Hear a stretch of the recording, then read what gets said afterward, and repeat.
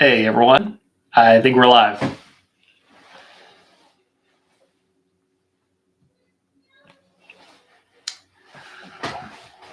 Looks good. Okay, so this week on the Wednesday Live, wanted to cover a few things that Barrett FP is going to be putting out this week. Videos coming out this weekend on 4% rule and also a legislative update. I made it a week ago. I think it's already outdated, but an update on the big beautiful bill, the tax legislation that's working its way through the House currently, and then there was some chatter about some movement in the Senate on some of the tax on tips updates. So we'll talk about that, and then wanted to talk about working part time during retirement. There was a YouTube channel called OK or What's Up Boomer, and this guy Phil made a video about working in retirement. He's 66. He works at Home Depot. I think there's a lot of people like Phil out there. I When I first saw the video, I thought it was a good video, but I saw some other reactions. It seems to resonate a lot of people, and some people, saw it as kind of a cautionary tale. I think it depends on how you look at it, but just wanted to talk about that a little bit, and then also model and the planning software in Right Capital what it actually looks like if you do decide to work a part-time job in retirement. Maybe not necessarily because you have to, but you just want a little bit more structure and a little bit of extra money. So we'll look at that as well. So Bill Bengen and the 4% rule. Wanted to provide an update on this. I think this video is coming out Friday evening.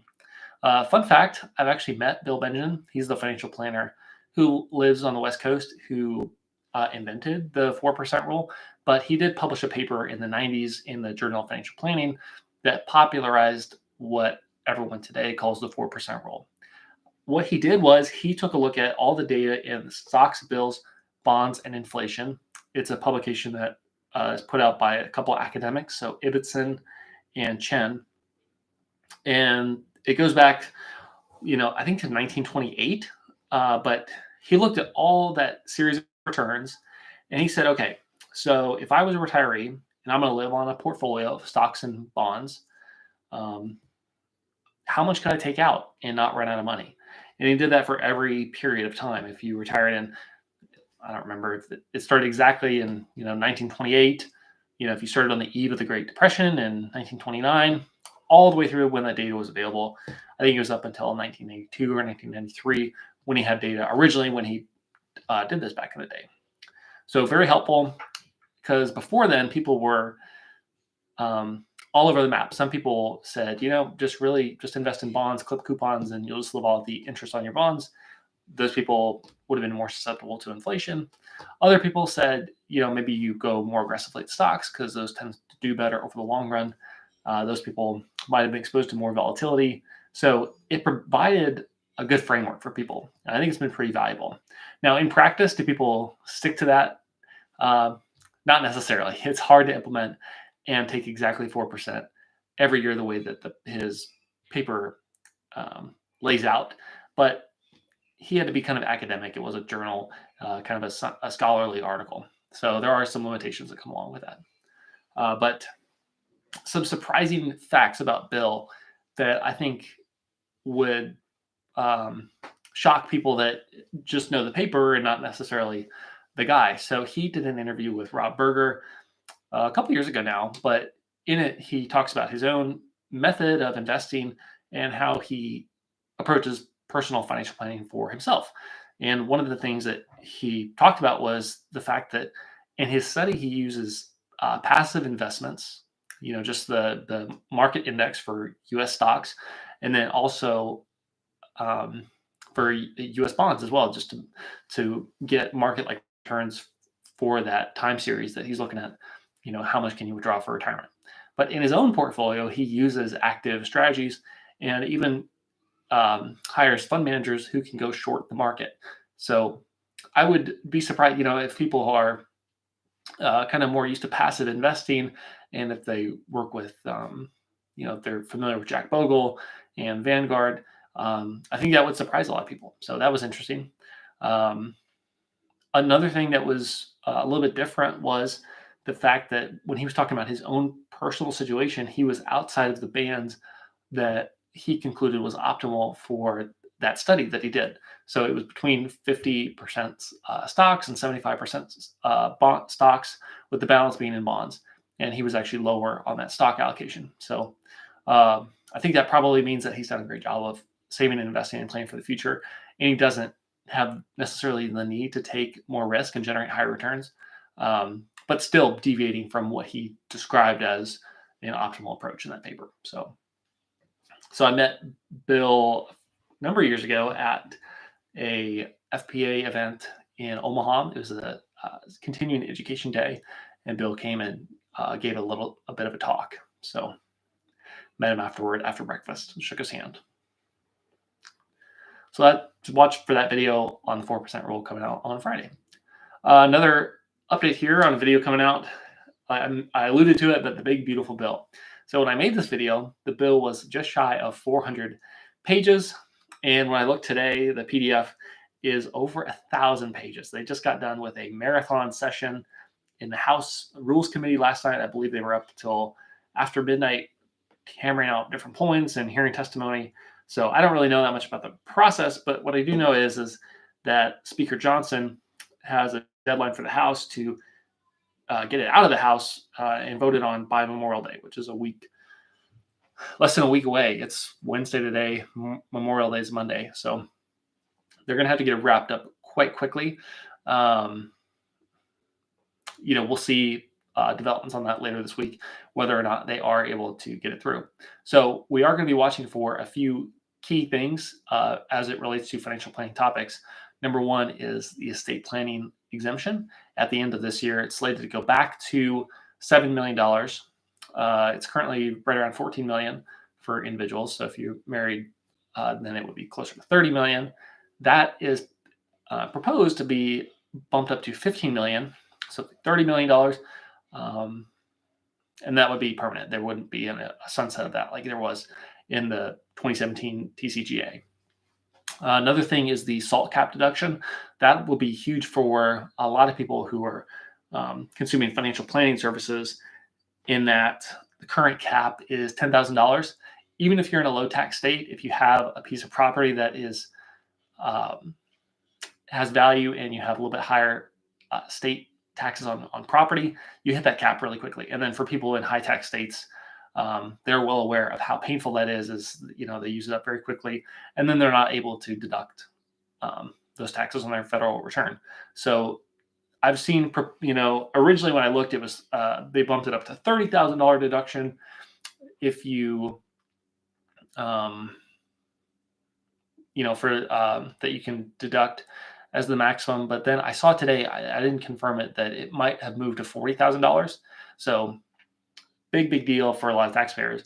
But there, in that original bill that I saw last week, it was proposed that they cap it. So if you earn over a certain income threshold, then you're going to be starting to phase out of that increased $30,000 deduction. So it was, if you make $400,000 or $500,000, that next $100,000 you start to phase out, and then by the time you get all the way up $100,000 plus above that threshold where it starts to phase out, then you're back at that $10,000 cap where it was. So it's going to be important for people to, if there are ways to, make sure you stay in that threshold, that can be very valuable as well.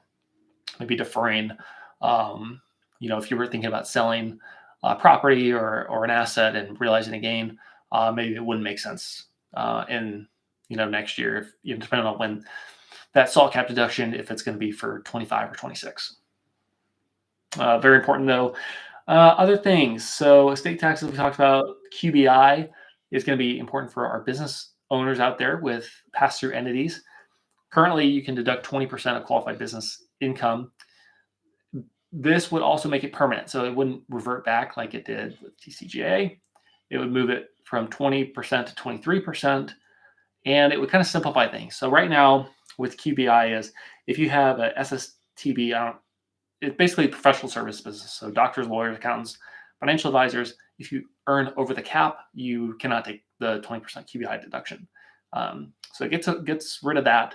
And then it also says if you have any other business besides that, but you qualify, it's over the threshold, it goes from 20% to a combination of your income, your taxable wages from the business, and your assets, your qualified assets that the business owns.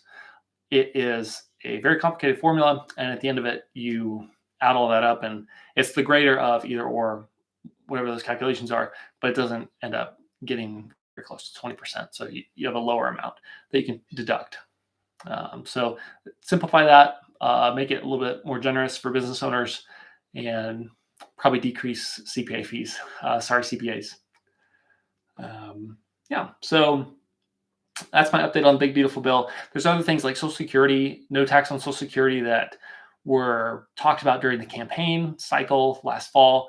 It looks like what is going to possibly come through for seniors is an increase in the standard deduction for people over 65. So that would be a roundabout way of decreasing taxes for seniors, but it doesn't look like, just given the process that they're going through right now, that they would necessarily be able to say no tax on Social Security. But that would be, I think it's between might be 4,000 for individuals and 11,000 for married filing jointly, if I remember right. But again, that's all going to change. So, but that's what they're proposing right now. Other things, no tax on tips. It looks like that's going to go through. Probably not as applicable to financial planning, but maybe when we talk later about part-time job and retirement. Yeah, so good. Yeah, so it could be a lot of news on that over the weekend. Did want to talk about, so there's this video. So this guy, Phil, I believe he's in the Midwest, and he is a 66-year-old who posted a video on YouTube. He's had his channel up for less than a year. He's been putting out videos, and he posted one. He was sitting in his car. He was talking about, things haven't quite worked out the way I wanted them to, and as a result, I'm working at Home Depot. And I thought it was a cool video. It was really real. I mean, you could tell he was trying to be authentic, and I think that's why it was so popular. It had over 100,000 views the first day or two it was up, and it came across my feed, and I watched it. It was good. It was him talking about, I've had jobs and teaching and corporate life, and due to some events I didn't foresee happening, I'm working at this job at Home Depot.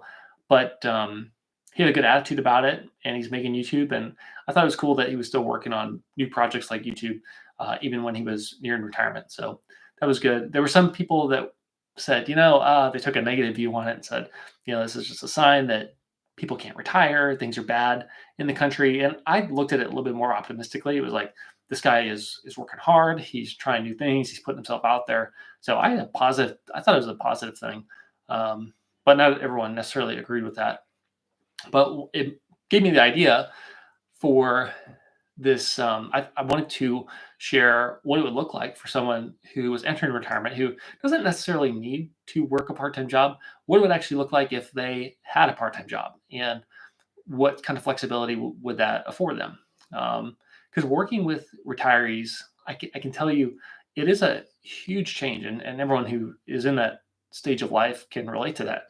You go from being a saver of assets and a producer to largely being a consumer and spending down assets. And you have a whole different outlook on things. Things are decline. You're consuming those assets, and psychologically it can be very difficult for people to actually spend enough of their assets who are, it's a little bit different, because I think in Phil's case, he has to work this job, but in a lot of people that I've worked with, they don't necessarily have to. It's like, it's like, what am I going to do with myself? What's my purpose? And, but that's what I wanted to take a look at. So I wanted to pull up John and Jane's sample here on the planning software and just kind of walk through that.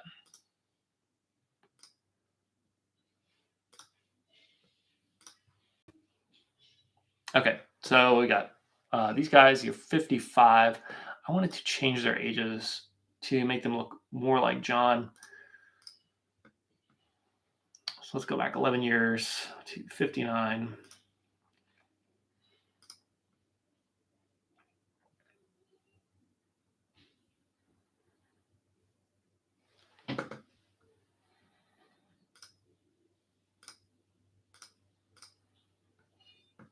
And let's say they live in Nebraska.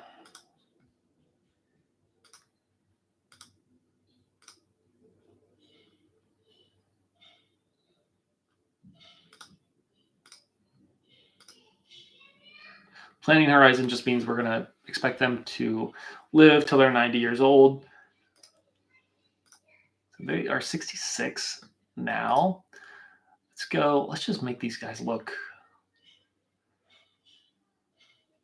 Okay. So 8% chance of success with the assumptions in there.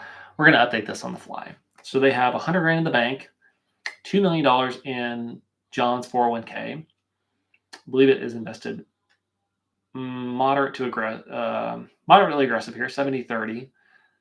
70% stocks, 30% bonds. I don't think that's counting the bank assets. I think that would just be qualified in cash. $2.1 million net worth. We don't have home in here because they're not going to be able to spend their home necessarily. They want to stay in it until they pass away. No debt.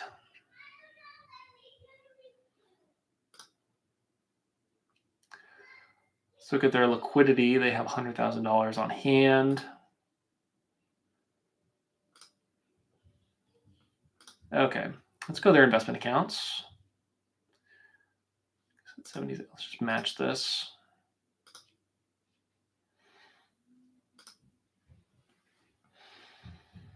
Okay, so we're going to keep their allocation 70-30 consistent, and then that little bit of cash, I believe 2%, would that be the 100,000? That would be a little bit higher. Wouldn't that be 5%? Yeah. So maybe there's just a small allocation to cash. Yeah, 70-28-2. Okay. Well, I don't have a problem with that for this example. This is the standard just allocation on Right Capital. I haven't adjusted this at all. So this is probably just mirroring a global equity portfolio. You can see tech is the highest weighted sector in our equity exposure here. And then,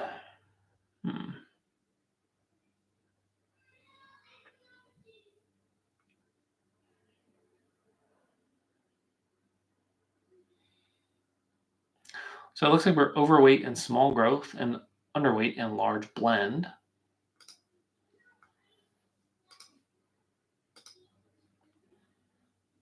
We'll have to look at that and see. I'm surprised at that, actually, that is like that.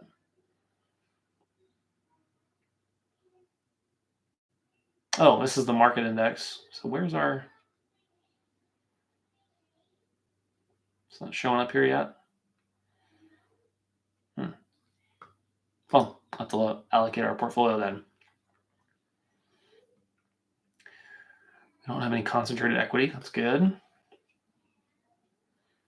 Basically all tax deferred. Good. Yeah, John's 401k, manual balance. So we'll get to that. We'll see how it's invested because it's not showing up on our allocation. Yeah. I'll do it here. Oh, it's proposed. Yeah. So monthly expenses, let's do 12,000 a month. They're done saving for retirement. And let's say they retire this year. That's proposed. Let's go to current.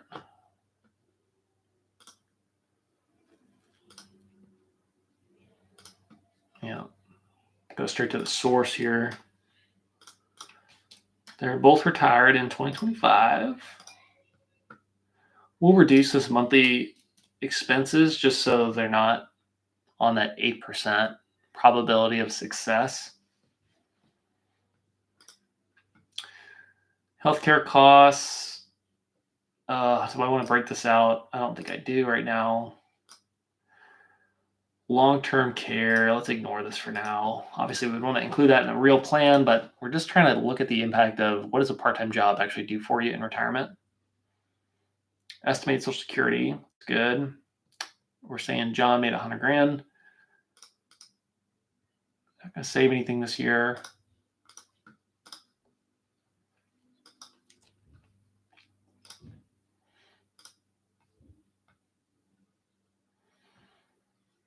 Yeah.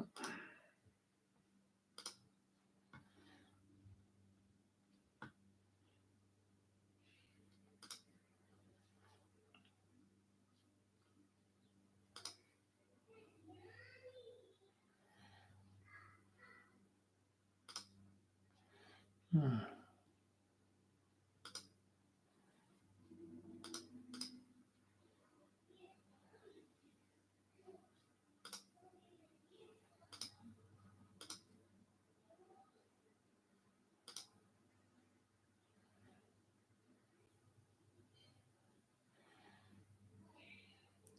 Well, it doesn't look like it's all invested in small cap and nothing in large cap. So, hmm,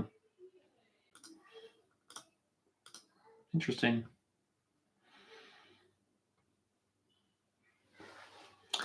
Save that. Okay, we got goals. That's updated. Let's go back and see what this did to their probability of success. Okay, so this is right where we want it here, about 90%. So if they spend 12,000 bucks a month, they've got Social Security, they've got $2.1 million, very high probability that they are not going to run out of money in retirement. So remember, this is a Monte Carlo analysis. So 11 times out of 100, it's running these simulations based on historical data and then also return streams that haven't happened. So the punchline is 11 times out of 100, we're going to need to make an adjustment because we're projected to run out of money before we get to age 90. So that sounds worse than it is. In order to make this say 100, I'm not actually sure that you can get it to say 100%, but you would have to have such a cushion of assets. You would have to be ready for like a Great Depression situation, just because those bottom scenarios they can show up, and you have to be ready for those if you want to have 100% on here. But um, in reality, that's probably more cushion than most people would want to plan for. So I think 89 is a good starting spot for this. So what we're going to do is we're going to add in extra income in retirement and just see what that does for us.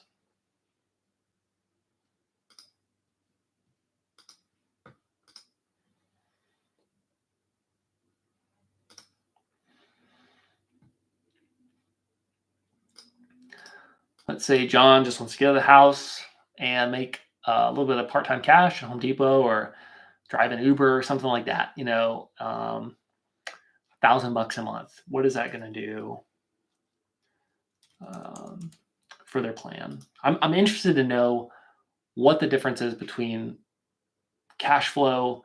Here, let's do this before we do this.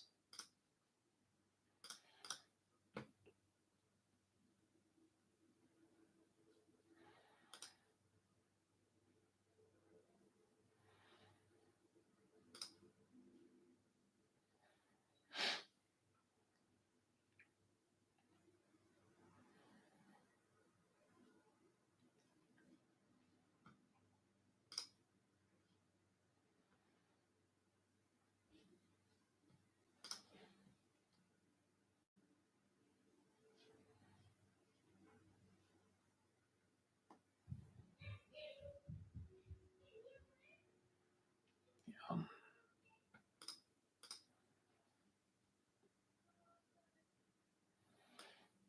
let's go out a year. Let's remember this here. So it looks like they're going to get projected 56,000 from Social Security. Got John's benefit, and then half of that is Jane's. Expenses here. That increased so much, 144. 12 grand a month, yeah. up with inflation there. Tax payments off of this.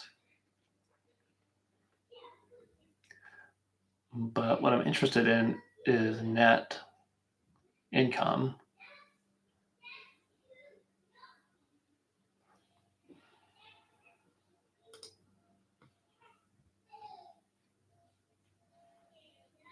Let's look at 2026 as just our guide. Get 56. Spend 147.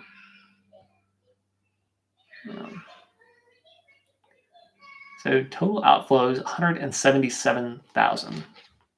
So I should have my BA2 Plus. I just got my iPhone here.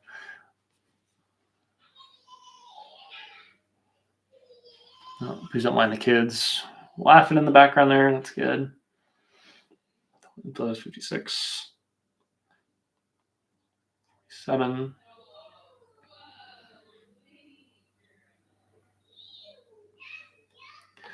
Yeah, so you are going to have that 177 net, but if you take that 12,000 off of there,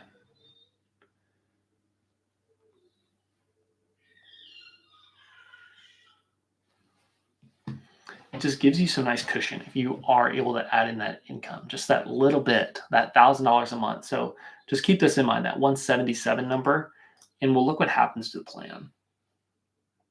So let's go back out to income. That's on profile, yeah.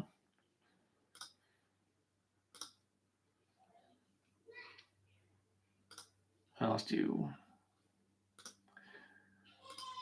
salary. 12,000.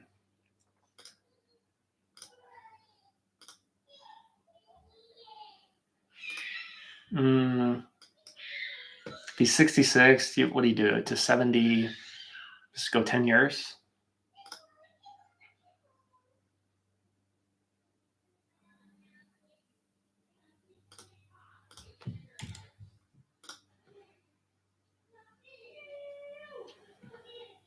Just go up with inflation here, 3%. Is that fair?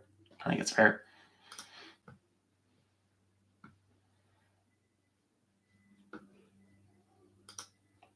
X that. Let's go back to our dashboard. So remember, we were at 89%. What does this do for us here? 92, a little bit better there.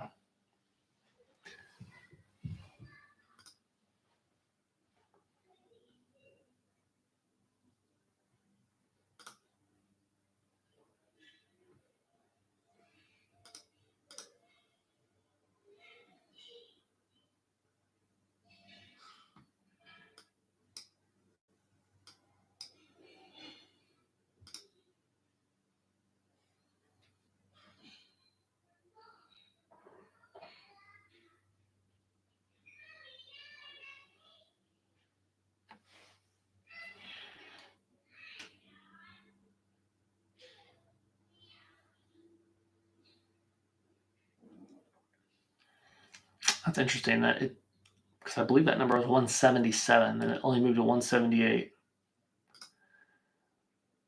But I don't know, guys. I think if you're in this situation, it's safe to say you probably don't have to work if you don't want to, but could give you some structure.